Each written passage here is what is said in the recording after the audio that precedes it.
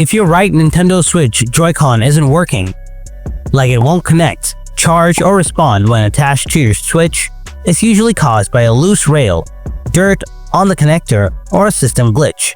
In this video, I'll show you how to fix your right Joy-Con step by step. Let's get into it. Solution 1. Restart and power cycle your Joy-Con. Hold down the power button on top of your Switch for about 15 seconds to force it off. Wait a few seconds, then press the power button again for 3 seconds to turn it back on. Now detach your Joy-Cons by pressing the release button on the back and sliding it upward. On the inner edge of the Joy-Con, find the small round sync button in the middle. Press it once to turn off the Joy-Con, then hold it down for 5 seconds to power cycle it. Now reattach your Joy-Con and check if it works. Solution 2. Reset controller pairing. Go to the home menu on your Switch. Find and open System Settings. Scroll down and select Controllers and Sensors. On the right, scroll to the bottom and choose Disconnect Connectors. Follow the on-screen instructions to unpair all Joy-Cons. Now, remove and reattach the right Joy-Con directly to the Switch. The console should re-register it as a new controller. Solution 3. Update System and Controllers.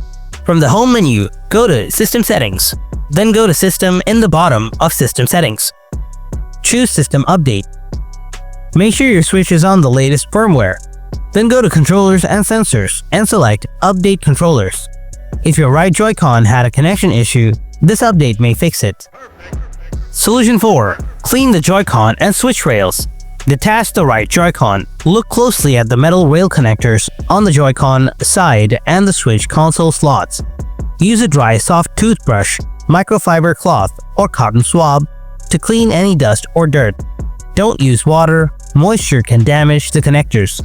After cleaning, slide the Joy-Con back in until it clicks.